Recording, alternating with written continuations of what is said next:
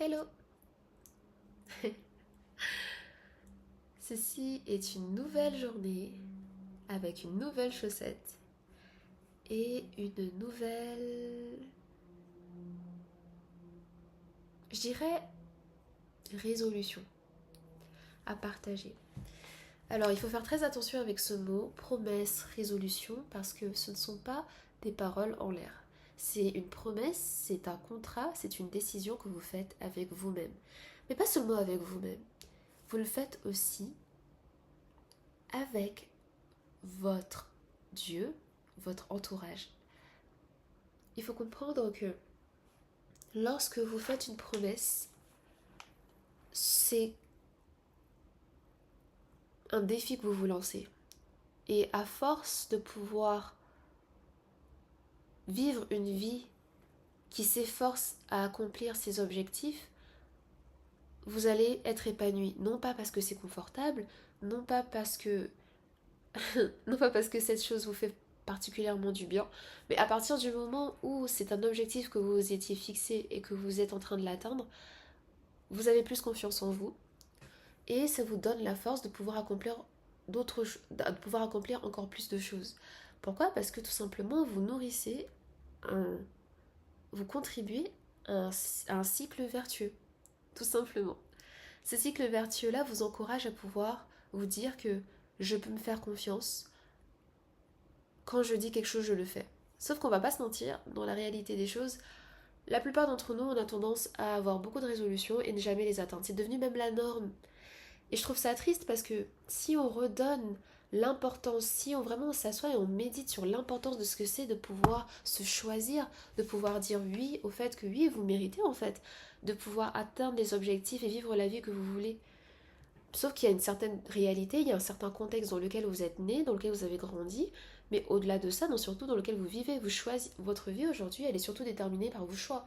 Donc je me dis aussi que, bah ok, aujourd'hui, je me suis réveillée. Il y a une parole qui m'a particulièrement marquée dans la Bible. C'est la parole de Ecclésias 5, versets 1 à 6. Et en gros, ce que cela disait, c'était tout simplement qu'il ne fallait pas multiplier les paroles vaines. Vaut mieux s'abstenir de certaines promesses plutôt que d'être plutôt que finalement qu'on le veuille ou non, ça peut arriver. On est très enthousiaste par rapport à une certaine situation, on a toute l'énergie du monde et on prend la résolution. Vraiment, on est déterminé, on se dit qu'on va faire ça, ça, ça, ça, ça, ça, ça.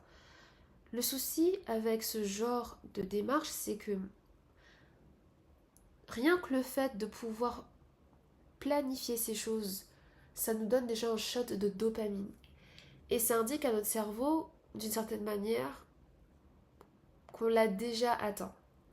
C'est bien à partir du moment où les actions suivent.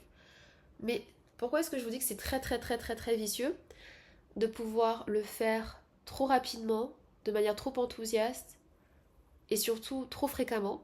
C'est parce que ça devient une promesse à vide. C'est-à-dire que c'est finalement une habitude que vous développez pour vous sentir bien sur le moment, mais dès qu'il faudra mettre en place la routine, le système pour pouvoir atteindre ces objectifs, là, il n'y a plus personne. Et ce n'est pas parce que vous ne le voulez pas, mais c'est tout simplement parce que vous ne vous êtes réellement pas posé pour méditer sur le poids de votre résolution. Le poids et l'investissement, le coût de la dépense en fait. C'est une dépense, ça a un coût de changer, ça a un coût de s'améliorer, ça a un coût d'atteindre un objectif. Et ce coût-là, il peut être physique, mental, temporel, et il faut l'évaluer tout ça. C'est bien de pouvoir être à l'écoute de ses pensées, de ses résolutions, être inspiré, c'est superbe. C'est même bien de documenter ces choses. Tenez un journal, tenez un vlog, je sais pas, un journal vidéo. Faites en sorte de pouvoir vous parler à vous-même, de pouvoir regarder vos pensées, euh, peigner, dessiner, gardez une trace de tout ce qui vous vient à l'esprit. Gardez une trace de tout ça. Mais sachez que c'est pas parce que vous avez plein d'idées et ce n'est pas parce que vous avez toutes ces pensées-là que ces pensées-là vous définissent. C'est ça la réalité. Il faut que vous, à partir de tout ce qui vous nourrit, vous puissiez vous poser et choisir sur quoi vous allez vous concentrer en ce moment. Vous pouvez avoir plein d'idées, vous pouvez avoir plein d'objectifs, Mais quand on prend la résolution de faire quelque chose, lorsqu'on fait une promesse à soi-même, à Dieu, à son entourage, sachez que le but ici, c'est de la tenir. Est-ce que ça veut dire que vous allez être constant, vous êtes constant, que vous n'allez pas faire d'erreur, que vous allez toujours avoir le même niveau de motivation sur tout votre parcours? Non, c'est tout simplement impossible. Et je n'ai jamais vu quelqu'un atteindre un objectif concret en ayant finalement un parcours linéaire. La plupart du temps, ces personnes-là, ce qui définit tout simplement les personnes qui réussissent et ceux qui ne réussissent pas, c'est souvent le fait que ce sont ces personnes-là qui font avec ce qu'elles ont, elles optimisent, elles en tirent le meilleur en fait. Elles partent de quelque chose, elles font de leur mieux, elles font en sorte de ne pas abandonner, et même lorsqu'elles font des erreurs, même hein, ça arrive, hein, ça arrive aux meilleurs d'entre nous, même lorsqu'ils ils se sabotent, c'est normal, des fois on a tendance à avoir une attitude qui a tendance à saboter finalement notre propre objectif, notre propre équilibre. Bah, lorsqu'on en est là, bah, de se dire ok, ben, j'ai fait ça, je suis tombée dedans parce qu'il y avait telle et telle situation, mais voici comment je peux réagir. Voici comment je peux réagir. Voici, voici ma difficulté, voici ma faiblesse, voici ma force aussi. Ok, je réalise que j'ai besoin d'aide sur ça. Ok, quelles sont les choses que je peux mettre en place pour pouvoir être soutenue sur ce que je ne peux pas régler seule? Parce que ça arrive la plupart du temps, on a du mal à tenir nos résolutions parce qu'on veut tout faire tout seul. Alors, il y a beaucoup de personnes qui ont cette mentalité du fait de euh, voilà, on est seul au monde, donc ces objectifs-là, personne ne va vous porter. Le but ici, c'est de pouvoir de se motiver tout seul, de pouvoir atteindre ses objectifs. En fait, ça, je pense que toute personne qui a tendance à ne pas accomplir ses propres résolutions, ne pas se motiver, pas tenir ses promesses, ce ne sont pas des personnes qui, en soi, ont réellement besoin que quelqu'un les valide. En fait, en gros, la plupart du temps, vous êtes déjà votre pire ennemi. C'est-à-dire que vous êtes déjà quelqu'un qui est très dur avec vous-même. Et la plupart du temps, même si aujourd'hui quelqu'un était là pour vous motiver, vous pousser, ces personnes-là, vous considérez ces paroles-là comme des paroles vaines, des paroles, vous considérez ça comme du positivisme.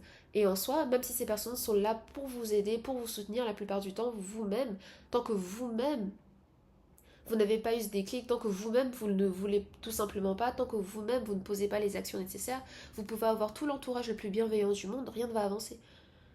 Mais je vous promets une chose, à partir du moment où vous-même, vous avez déjà cet état d'esprit à être plus clément et plus gentil avec, avec vos progrès, avec vos réussites quotidiennes, parce que le truc c'est que, aussi petit soit-il, chaque progrès vaut la peine d'être célébré. Donc quand vous-même vous arrêtez d'être aussi dur avec votre pauvre petit cœur, votre pauvre petit esprit, en fait vous vous rendez compte que bah en fait vous êtes beaucoup plus réceptif à votre entourage et aux personnes qui vous tirent vers le haut. Et beaucoup de personnes ont tendance à minimiser le fait que même si ces personnes ne vont pas être là pour vous soutenir, des fois il suffit d'une phrase, il suffit d'une situation, d'un regard, d'un geste qui contribue en fait à votre réussite. Et c'est parce que c'est vous-même qui avez les yeux pour voir et les oreilles pour entendre et le cœur pour réaliser et comprendre et être réceptif à ce qui pourra vous aider à avancer. Mais tout part de vous.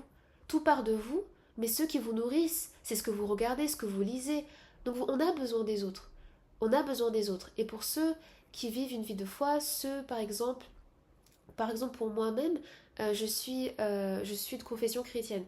Je suis chrétienne, donc ma relation avec Dieu est super importante dans ma vie. Et à chaque fois que je laisse Dieu me nourrir de son état d'esprit, de sa parole, en fait, moi, ce que j'aime beaucoup avec la Bible, c'est que, après, chacun est libre de pouvoir utiliser la Bible comme il l'entend, mais moi, j'ai surtout compris que la parole, c'était pas du positivisme. La plupart du temps, c'est des remontrances. Mais si moi, j'ai à cœur de pouvoir comprendre le cœur de Dieu, c'est-à-dire, il veut que je sois la meilleure version de moi-même, bah alors, je n'ai pas d'autre choix que de regarder cela comme une forme d'amour. Ce n'est pas là pour me descendre. En fait, je dois être brutalement honnête avec ma nature, qui je suis, quelles sont mes faiblesses, mais il y a toujours en fait, que ce soit dans Proverbe, toute la Bible, c'est une question de combattre et vaincre. C'est-à-dire qu'ici, il n'y a pas de kumbaya.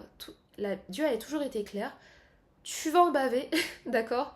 Et tu vas vraiment tu vas mordre la poussière. C'est-à-dire que tu vas toujours devoir apprendre à te relever. Et c'est ça l'état d'esprit, quand j'y pense, c'est vraiment ça l'état d'esprit de la Bible, c'est vraiment une guerre. En fait, c'est vraiment une guerre. C'est une guerre envers toi-même, c'est une guerre envers, pour ceux qui sont chrétiens, du coup, voilà, il y a une réalité spirituelle aussi. Donc voilà, on se construit spirituellement, on se construit physiquement, tout est lié. Et on doit constamment être en alerte, mais c'est une alerte qui est tout simplement pertinente à la réalité à laquelle on vit. Aujourd'hui, le monde est comme il est. Vous voyez, le monde est comme il est et il faut falloir se battre. On ne peut pas se permettre de pouvoir agir sans se connaître soi-même. À partir du moment où on accepte de pouvoir se battre pour apprendre à se connaître, se battre pour apprendre à être clément envers nous-mêmes, c'est-à-dire que c'est ça en fait se relever. Se relever, c'est se dire, ok, t'as fait une erreur, ok, tu es encore tombé, ok, t'as encore rechuté, mais bon, est-ce que tu vas abandonner? Non, tu ne peux pas abandonner. Donc tu te relèves. Et cette force de se relever, que vous le vouliez ou non, c'est impossible de le tirer de soi-même. On a besoin d'être nourri. L'être humain est comme ça, que ça soit spirituel ou physique. Qu'on y croit ou qu'on n'y croit pas, la réalité c'est que nous avons besoin d'une énergie positive, nous avons besoin de pouvoir apprendre des autres. Pour ceux qui vivent une vie de foi, on a besoin de Dieu. Moi, dans mon cas, je sais très bien qu'aujourd'hui, j'ai absolument besoin de tenir ma promesse envers Dieu. Moi, je lui ai promis, par exemple, d'être constant sur le fait de pouvoir ne plus reculer, sur le fait de pouvoir tout simplement tenir ma chaîne YouTube. C'est un truc qui m'est personnel, mais c'est quand même une promesse et une résolution qui a macéré pendant 15 ans, d'accord? Donc 15 ans, c'est énorme, les gars, d'accord? 15 ans. Et vous allez vous dire, mais en soi, il y a plus important que créer une chaîne YouTube. Et ça, encore, ça vous regarde. Peu importe vos objectifs, vous savez pourquoi vous faites ce que vous faites, d'accord? Là, c'est un exemple que je vous donne par rapport à mes propres objectifs. Oups. Ok. C'est pour éviter de vous faire une vidéo beaucoup trop longue. Ce sont mes propres objectifs. Et je sais très bien que la plupart du temps, tout ce que j'ai tendance à faire, même si ça peut être noble, à partir du moment où je n'ai pas tenu cette promesse, cette résolution que je m'étais faite, que je me refais d'ailleurs chaque année depuis 15 ans, d'accord? Que ça soit envers moi-même ou envers Dieu, ben je me rends compte que je me laisse toujours tomber. Pour X et il y a toujours. En fait, j'ai réalisé que dans la vie, il y aura toujours une situation valable pour ne pas faire ce que vous avez à faire. Donc si vous ne vous faites pas un peu violence, vous n'allez jamais accomplir ce que vous voulez vraiment accomplir. Et se faire violence, c'est de se dire, j'ai beaucoup, beaucoup, beaucoup d'objectifs, mais j'ai fait une promesse pour tel objectif. Alors je vais l'atteindre. C'est pour ça que quand j'ai lu Ecclésias 5, versets 1 à 6, je me suis dit, effectivement, il n'y a rien de mal à ne pas se positionner sur toutes les choses que vous voulez accomplir de votre vie. Il y a un temps pour tout. Par contre, c'est aussi important de ne pas multiplier ses paroles, parce que si aujourd'hui vous avez beaucoup d'idées, en fait vous pouvez réfléchir, vous pouvez être inspiré, vous pouvez noter, garder une trace de tout ce qui vous passe par la tête. Et vous pouvez toujours noter tous les objectifs, tous vos plus grands désirs dans toute votre vie. C'est normal de faire ça. Mais lorsque vous vous asseyez, que vous prenez la résolution de faire quelque chose, que vous faites cette promesse envers vous-même, envers Dieu, envers ceux qui vous aiment, alors vous devez la tenir. C'est votre responsabilité. Et si vous ne supportez pas le fait de ne pas pouvoir l'accomplir, alors rendez-vous service, n'en faites pas une promesse. Dites-vous, ok, aujourd'hui je vais peut-être faire ne serait-ce qu'une action qui rejoint cet objectif. Je ne sais pas si vous voyez la différence. Il y a une différence entre prendre la résolution de faire quelque chose et se dire, bon, je me connais, je me sens pas encore prête, je me sens pas encore prêt, mais je sais qu'aujourd'hui je peux déjà faire ça. Ça encore, c'est beaucoup plus noble, c'est beaucoup plus raisonnable de faire les choses ainsi, parce que vous êtes jamais promis de faire quelque chose. Vous assumez qu'en ce moment, vous n'êtes pas prêt. Et c'est ok de se connaître, c'est vraiment ok de prendre son temps. Mais utilisez votre temps. Je vais par exemple vous lire ce que j'ai médité, ce que j'ai noté aujourd'hui, après avoir médité ce passage-là de la Bible. J'ai noté le fait que, en gros, je dois juste m'assurer de garder la promesse envers Dieu. D'accord. Donc, aujourd'hui, tout ce que je peux faire, par exemple, c'est de prendre mon temps, mais d'utiliser le temps convenablement. C'est-à-dire que si aujourd'hui je sens que j'ai besoin de ralentir et je n'ai pas la force de pouvoir agir avec l'intensité que cela nécessite pour atteindre ce que je veux atteindre, bah c'est simple, j'allume ma caméra dans mon cas, je prends une chaussette et je parle. C'est tout ce que je peux faire aujourd'hui. Mais au moins j'ai fait ce que j'avais à faire. C'est à la hauteur du temps que je peux accorder, que ce soit au niveau du montage, que ce soit au niveau de la structure de la vidéo, que ce soit au niveau, ne serait-ce que, bah voilà, j'ai tendance à vraiment avoir cette peur de poster. Là, je suis en train de la dépasser en faisant ce qu'il faut, vous voyez? Parce que j'ai pris mon temps. Je sais que tout à l'heure, il faut que j'assume le reste de la journée, j'ai d'autres responsabilités, j'aurai pas le temps de pouvoir y accorder. C'est le seul moment de la journée où je peux le faire, donc je fais ce que j'ai à faire, après j'avance. Donc quand je dis le fait de pouvoir prendre son temps, ce n'est pas le fait de ne rien faire. Prenez le temps qu'il faut pour que vous puissiez aller à votre rythme, mais en même temps, le temps que vous avez, utilisez-le. Faites-en quelque chose. Aujourd'hui, c'est une nouvelle journée, c'est un jour comme un autre. Et ce qu'il faut surtout apprécier, c'est le fait que vous avez aussi, on a l'opportunité de la vivre, cette journée. Vivez cette journée, vivez cette nuit, et appréciez cette liberté de pouvoir choisir de faire mieux qu'hier, faire mieux que tout à l'heure, que ce soit pour vous-même ou pour les autres, ceux que vous aimez, ou même ceux que vous ne connaissez pas. C'est juste ok de pouvoir faire quelque chose de bien en fait. C'est ok de pouvoir investir sur ce que vous appréciez, ce que vous aimez. C'est ok de pouvoir prendre le temps de passer du temps avec ceux que vous aimez aussi. Dites-leur que vous les aimez, montrez-leur, passez du temps avec eux, prenez un café, discutez, envoyez un message, envoyez un emoji. Juste faites en sorte de pouvoir vivre cette journée. Faites en sorte de juste profiter du fait que vous soyez en vie. Vous n'êtes pas un outil pour vos projets, d'accord? Si vous avez des projets, c'est parce que vous vivez. Pour ceux qui sont chrétiens, faites en sorte aussi de pouvoir en parler à Dieu. Faites en sorte de prier. Soyez sincères. Et cette Bible-là, ce n'est pas juste un récit anecdotique. Faites en sorte aussi d'en tirer quelque chose de concret pour vous. Et si vous avez du mal, ben faites en sorte de pouvoir, ne serait-ce que aller sur YouTube, aller prémâcher le travail, mais commencez par faire quelque chose. Vous voyez ou pas? Si vous avez du mal à lire la Bible, écoutez un audio de la Bible. D'accord? Si vous avez même ça du mal à écouter l'audio de la Bible, bah, faites en sorte de regarder des vidéos par là, comme celle-ci par exemple. D'autres personnes chrétiennes qui ont eux-mêmes médité la parole et voici ce qu'elles en ont tiré. C'est aussi simple que ça. Vous voyez? C'est pas si compliqué de juste vivre. C'est juste essayer d'être un peu plus intentionnel, c'est tout. Prenez votre temps, mais utilisez votre temps. D'accord? Donc voilà, c'est ce que je voulais vous partager. Je vais finir cette vidéo en lisant ce fameux passage qui m'a marqué aujourd'hui et qui fait que je continue ma journée. Donc, Ecclésiaste 5, verset... Non, là j'utilise ma Bible. Voilà. Ici. On va lire Ecclésiaste 5, versets 1 à 6.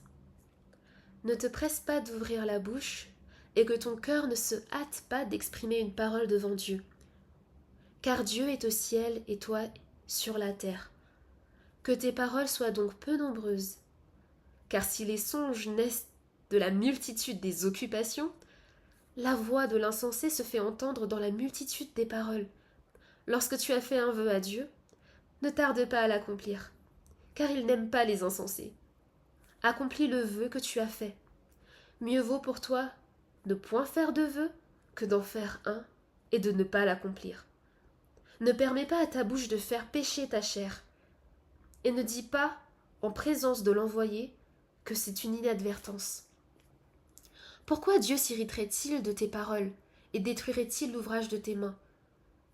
Car s'il y a des vanités dans la multitude des songes, il y en a aussi dans beaucoup de paroles. C'est pourquoi crains Dieu. Amen.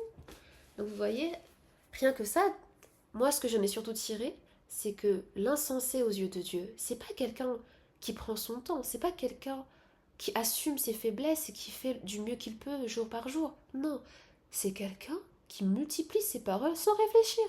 Les promesses, ça se tient, c'est sacré. Et les résolutions, ça se tient. C'est une promesse que vous faites envers vous-même et envers Dieu, parce que c'est lui qui va vous aider. Alors, vous avez la responsabilité de faire attention à ce que vous décidez de signer comme contrat, d'accord? Si vous vous engagez sur quelque chose, faites en sorte de pouvoir la tenir. Que ça prenne 2 jours ou 10 ans, le plus important, c'est de ne pas abandonner et d'accomplir jusqu'au bout votre objectif. Et c'est ok pour changer d'avis. C'est aussi ok de voir que cet objectif-là peut évoluer. Peu importe ce que c'est, posez-vous et réfléchissez. Réfléchissez. Regardez le coût. Pensez à la dépense, d'accord? Qu'elle soit physique, monétaire, émotionnelle, temporelle, morale. Tout ça, ça compte. Alors, pendant votre parcours, faites en sorte de toujours faire en sorte de ne jamais oublier que même si la promesse elle est importante, le plus important, c'est la personne que vous devenez en accomplissant cette promesse-là. D'accord? Donc n'oubliez pas de vivre, n'oubliez pas de prendre votre temps. La seule responsabilité que vous avez, c'est d'utiliser votre temps de manière à tenir votre promesse. Si vous avez accompli 20% de votre objectif en une journée, c'est cool. Mais si vous avez accompli 0,2% de votre objectif, mais que vous avez tenu ça aujourd'hui, que vous n'avez pas abandonné, que vous avez pensé à votre objectif ne serait-ce qu'aujourd'hui, que vous n'êtes pas donné d'excuses, que vous ne vous soyez pas donné d'excuses pour ne pas faire ce que vous aviez promis, alors vous avez gagné. Si hier vous aviez fait 40% et qu'aujourd'hui vous n'en faites que 20%, c'est ok aussi, parce que vous n'êtes pas resté dans l'inaction. À partir du moment où vous arrêtez, c'est là où vous regressez. Et encore, même dans la Bible, il est dit justement que le juste tombe 7 fois, mais il se relève. Donc à un moment donné, il faut juste comprendre que ce n'est jamais une question de performance, c'est une question de constance. Et la constance en soi, elle n'est pas au niveau de l'intensité. C'est tout simplement c'est au niveau de l'effort. Juste le concept de j'ai promis que je ferais ça. Alors même si je peux pas faire tout ce que même si je ne peux pas le faire comme je l'aurais voulu, je ferai en sorte ne serait-ce que faire 1% de cette promesse-là. Mais je n'irai pas au lit tant que je n'ai pas tenu ma promesse. Et je vous jure, à partir du moment où vous allez commencer à développer cette habitude-là, vous serez plus positif. En fait, vous serez rationnel. Vous voyez, vous êtes très lucide, vous êtes conscient de vos capacités, vous pouvez faire mieux, vous êtes conscient de ce qu'il faut faire, ce qui reste à accomplir. Mais ce n'est pas pour autant que vous allez plonger. Ce n'est pas pour autant que vous allez vous morfondre. Ce n'est pas pour autant que vous allez tout simplement vous blâmer. Ça, c'est productif pour personne de se blâmer. Alors que si vous êtes capable de dire, ok, c'est vrai que ça aurait été cool que chaque jour je puisse faire 5%. Hier j'en ai fait 20, c'est cool, c'était exceptionnel. Aujourd'hui j'en ai fait 2, j'ai fait 2% de ce que je voulais faire. Mais écoute, au lieu de me blâmer, je me dis, qu'est-ce que je peux faire pour faire en sorte d'avoir moins de charge mentale ou pouvoir tout simplement tenir les 5% constants. Il faut juste se réajuster, il faut juste constamment s'observer, être gentil en fait avec soi-même, se nourrir, se conseiller. Faites en sorte que vous soyez votre propre parent. Soyez votre propre parent. Si vous-même, vous allez encourager votre petite soeur, votre petit frère, votre enfant, si vous êtes parent, voilà, si même, et vous savez ce que c'est, quand une personne que vous aimez a tendance à se blâmer, qu'est-ce que vous faites? Vous l'encouragez. Vous dites à cette personne que oui, effectivement, il y a telle chose qu'on peut mettre en place, mais surtout ne te blâme pas, tu as de la valeur. Moi, je t'aime. Et ce n'est pas parce qu'aujourd'hui tu n'as pas atteint tes objectifs que tu en perds toute ta valeur, non. Parce que rappelle-toi, ce n'est pas l'objectif qui te définit, c'est toi qui vis pour pouvoir atteindre cet objectif, oui, mais l'objectif ne te définit pas. L'objectif va prendre du sens parce que tu existes. Tu vois un peu? Donc, il faut absolument pas confondre. Vous n'êtes pas des outils, vous n'êtes pas des objets, vous n'êtes pas des robots. Vous êtes des êtres humains avec une histoire. Vous avez vous-même eu un développement personnel à faire au cours de votre vie. Vous allez constamment vous challenger. Si vous essayez toujours d'être la meilleure version de vous-même, oui, vous allez toujours avoir ce sens d'inconfort, mais vous devez apprendre à vivre heureux avec ça, parce que cet inconfort-là n'est pas une mauvaise chose. D'accord, c'est pas une mauvaise chose. C'est juste le symptôme du changement. Et le fait de pouvoir faire de son mieux, c'est aussi le fait de ne pas toujours avoir la même intensité tous les jours. Connaissez-vous, apprenez à vous connaître vous-même. Et à partir du moment où vous apprenez tout simplement à accepter qui vous êtes, vous arriverez mieux à vous améliorer. Les mises à jour se font à partir de l'ancien programme, de l'ancienne version. Donc si vous êtes là à toujours vouloir... Si vous êtes là à rejeter l'ancienne version, ben, ça ne vous aidera pas à comprendre. En fait, le plus important, ce n'est pas l'ancienne version, c'est qu'est-ce qui fait aujourd'hui, quels sont les bugs à identifier pour faire en sorte que lors de la nouvelle version, on puisse avancer, c'est tout. Mais grâce à la première version, vous avez quand même un support sur lequel vous pouvez travailler. Donc voilà. Là, mon cours va commencer. Je suis contente que vous ayez pu m'écouter et passer une très bonne journée. Bye!